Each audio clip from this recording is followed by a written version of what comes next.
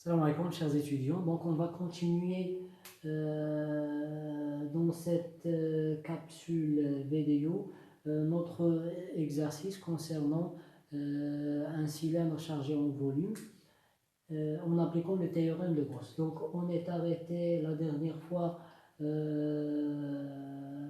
la formule de notre champ électrostatique dans les deux cas, R supérieur à grand R, R inférieur à grand R. On va prendre le cas où ρ est positif.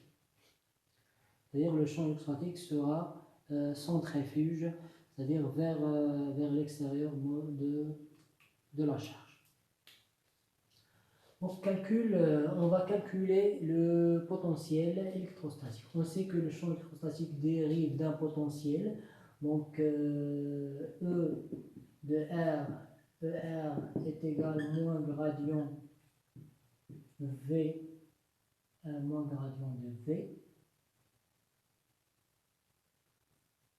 Donc E de R est égal moins gradient, c'est la dérivée de V par rapport à R, la dérivée de V sur R des phi et la dérivée de V par rapport à Z. Ici c'est E R, E phi, E Z. Puisque le champ ne dépend que, il est dirigé suivant la variable, suivant le vecteur ER. Donc ces deux éléments, on va les simplifier. Donc il nous reste, le potentiel ne dépend que d'une seule variable R. Donc on écrit E de R est égal à moins D de V sur D de R. V de R. Donc ceci implique que V de R est égal à moins l'intégrale E de R D de R. C'est moins l'intégrale E de R dr. Et E de R, c'est ρ R carré sur 2 epsilon R pour R supérieur à R, et ρ R sur 2 epsilon 0 pour R inférieur à 2. Et ici, on va étudier deux cas à l'extérieur de notre cylindre et à l'intérieur de notre cylindre.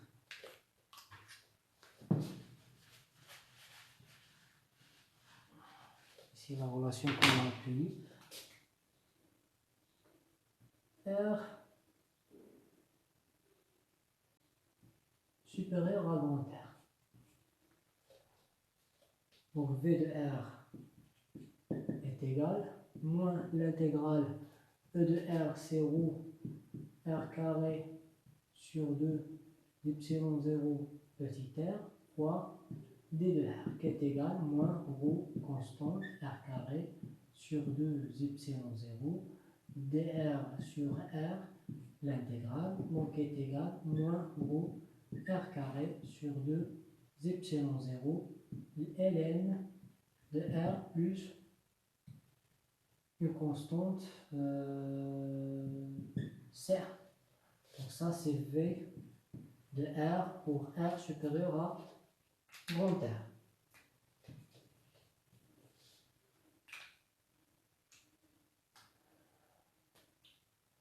Donc les bornes d'intégration sont indéfinies. Pour cette raison, on a ajouté une constante d'intégration.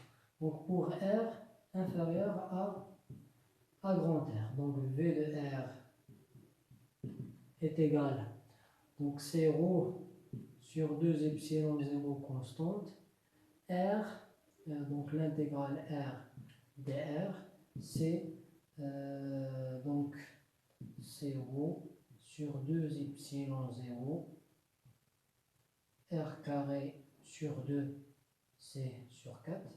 Là c'est primitif, c'est R carré sur 2, 2 fois 2 c'est 4, donc plus une constante, une deuxième constante d'intégration, ça c'est V de R. Donc maintenant on va déterminer ces deux constantes d'intégration et on va étudier deux cas.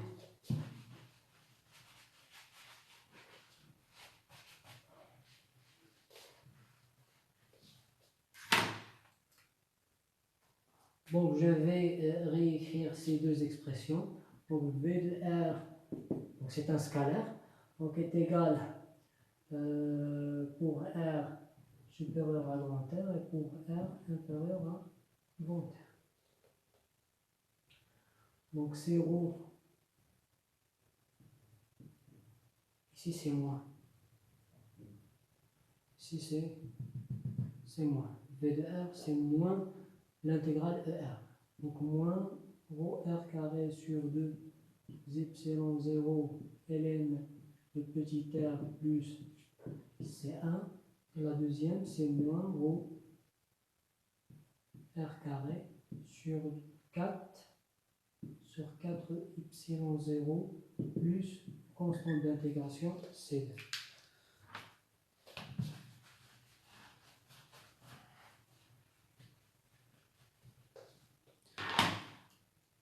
Donc, pour la détermination de ces deux constantes d'intégration,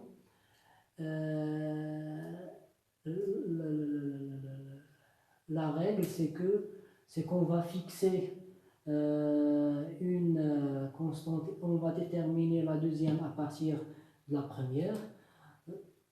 Donc je peux fixer la première et je vais déduire la deuxième, ou bien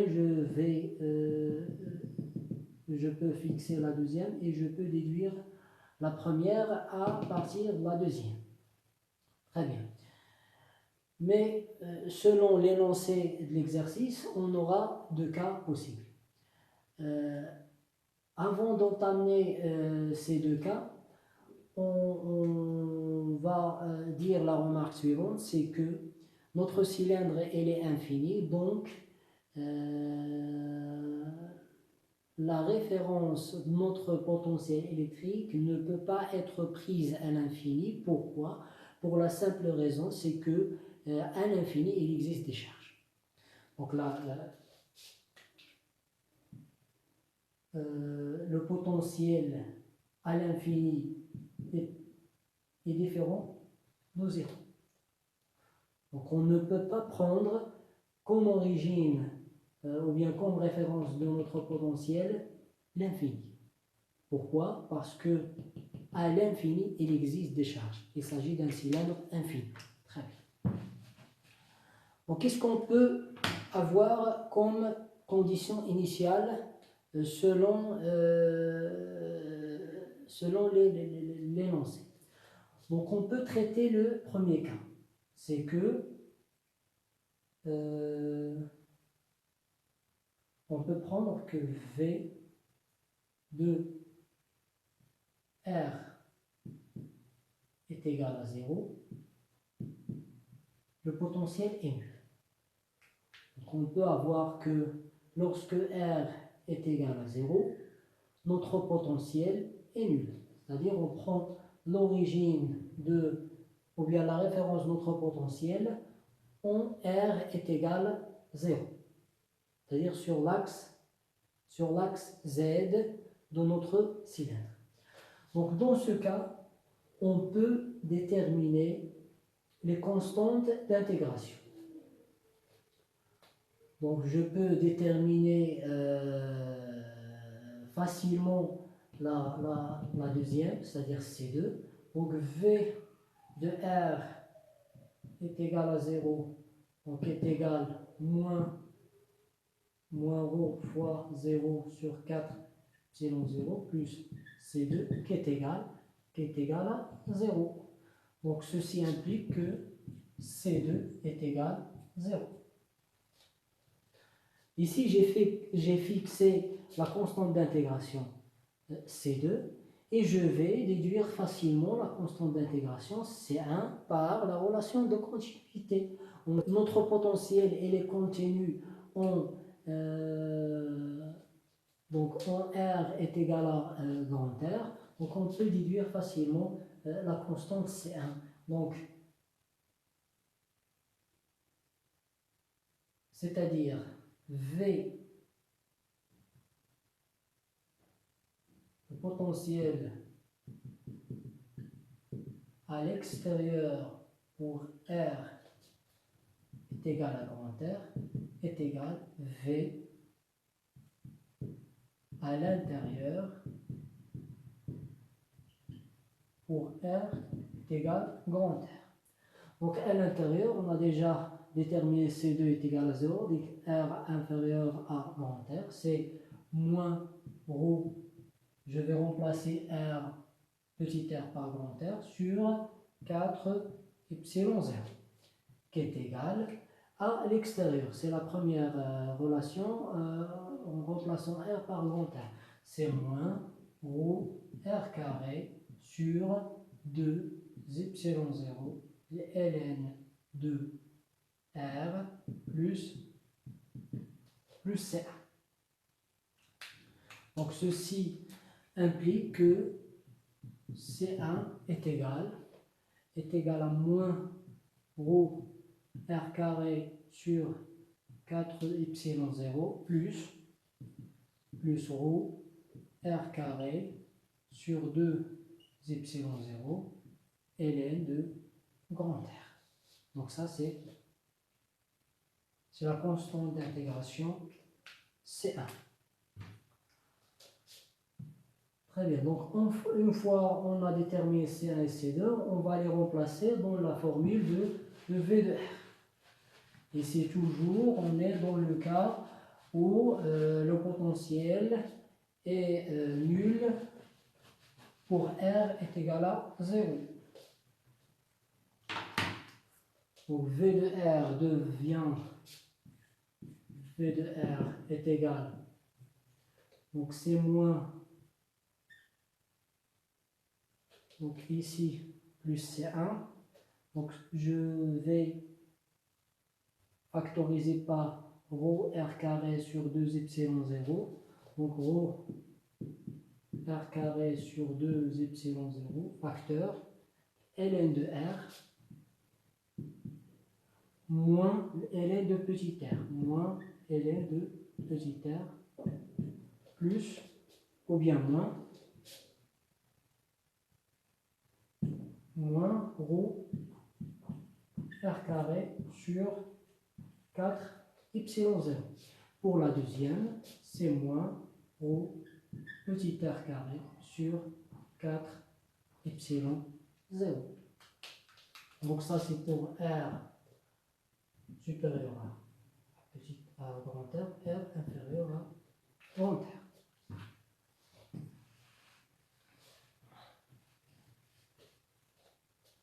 Ici, la condition qu'on a prise, c'est à l'origine, c'est-à-dire on a travaillé avec V2. Donc V2 R est égal à 0, le potentiel est nul. Donc ça dépend selon l'énoncé.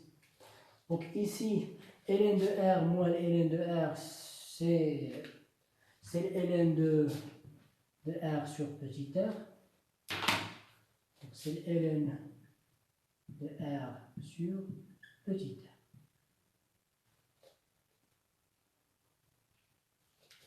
Donc on voit bien que le potentiel il est négatif. Donc ici, ln de R sur petit r, ce n'est que moins ln de petit r sur grand R. Donc pour le traçage de l'allure, notre potentiel V de R en fonction de R. Donc pour ces valeurs de continuité de notre potentiel, pour R inférieur à grand R, on a moins ρ R sur 4P sur 4 epsilon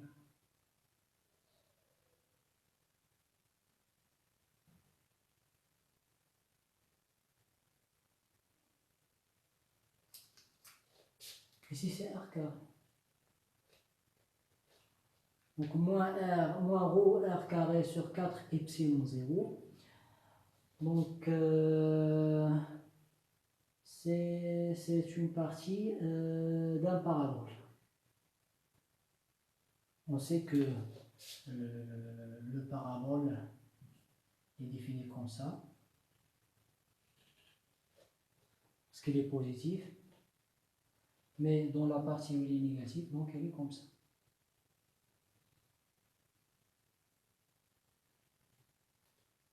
C'est bon? Donc on aura cette courbe.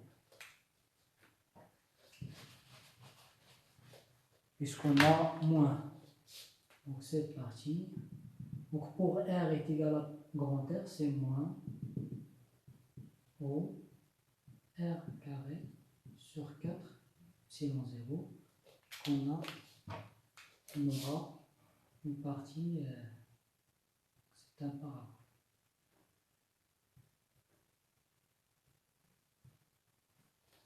Très bien. Alors, pour R supérieur à grand R, donc on a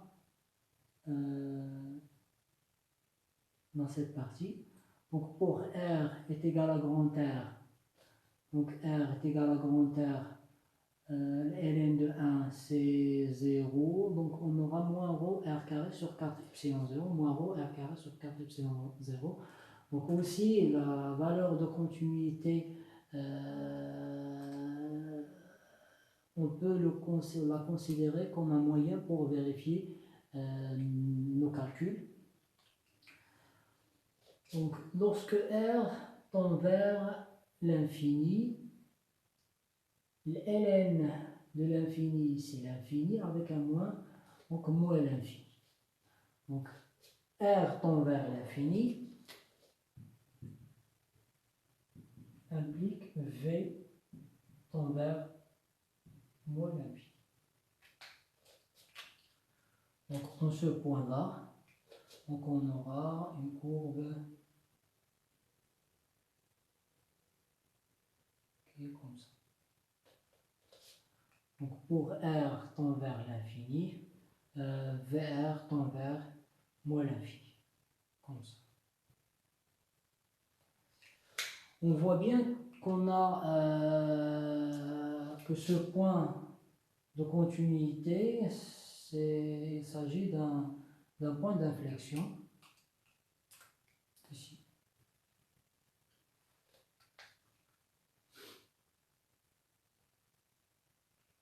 Très bien, donc ici c'est moins ln de R et ici c'est un parabole.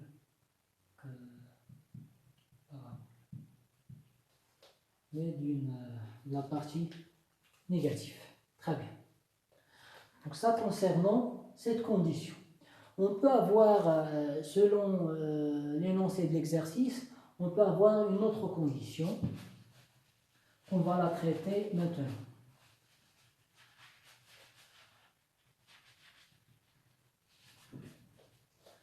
Alors maintenant, on va traiter le deuxième cas où l'origine de notre potentiel est prise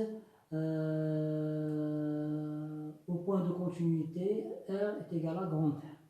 Donc voilà l'expression qu'on a établie précédemment de notre potentiel. Donc on va maintenant déterminer les deux constantes d'intégration en utilisant bien sûr cette condition initiale. Donc C1, donc moins rho R carré sur 2 epsilon 0 ln de grand R plus C1 est égal 0. Et la deuxième, moins rho grand R carré, je vais remplacer petit r par grand R sur 4 epsilon 0 plus C1 est égal 0.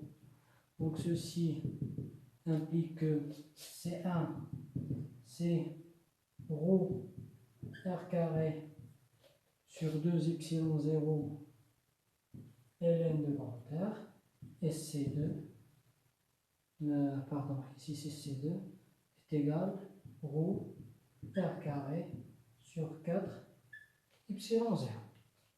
Je vais remplacer ces deux expressions dans la première, donc ici, on aura plus C2 qui est rho R carré sur 4 epsilon 0, et ici c'est rho R carré sur 2 epsilon 0. Donc je vais factoriser par rho R carré sur 2 epsilon 0, ln de R ici c'est moins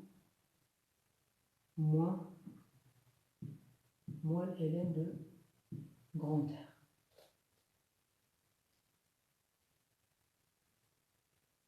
Très bien, qui est égal, donc ici c'est plus, donc moins, plus. Et ln de R moins ln de R, c'est ln de grand R sur petit r. Donc ln de grand R sur petit r. On voit bien que le potentiel est égal à 0 pour R est égal à grand R. Ici, on peut factoriser par ρ sur 4 epsilon 0. Donc ρ sur 4 epsilon 0. Donc ici, c'est moins R carré. Donc c'est R carré moins petit r carré. Et on peut maintenant tracer l'allure de notre potentiel électrique pour cette condition. Donc, en fonction de R, V de R, continuité c'est au niveau de R. Alors, pour R inférieur à, oh là là, ici c'est grand R, ici c'est grand R.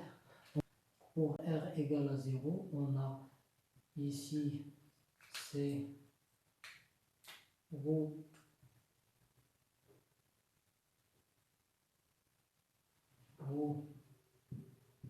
R carré sur 4 epsilon 0 pour R égale à 0. Donc c'est ρ R carré sur 4 epsilon 0. Hein, on voit bien qu'on a une partie d'un parabole, puisqu'il est négatif, qu'il est sous cette forme comme la première. Ici, on peut avoir la parabole qui est là, cette forme. Alors, pour R supérieur à grand R, donc lorsque petit r tend vers l'infini, ça tend vers 0, ln de 0, c'est moins l'infini. Donc R tend vers l'infini, ceci implique que V de R tend vers moins l'infini. Donc on aura plus l'infini, moins l'infini. Très bien. Donc ici c'est moins ln de R, et ici c'est parabole. On voit bien qu'elle est décalée par ρ R carré sur 4 epsilon 0 par rapport au premier cas où le potentiel est nul en R est égal à 0. On a trouvé en R est égal à 0. Qui est comme ça. Ça c'est pour V de R égale à 0 est nul, et ça c'est pour V de R est égal à grand R, donc l'origine de notre potentiel. Donc j'espère que vous avez bien compris cet exercice-là, et vous pouvez vous-même travailler avec une densité volumique négative pour compléter cet exercice. À la prochaine vidéo, Inch'Allah.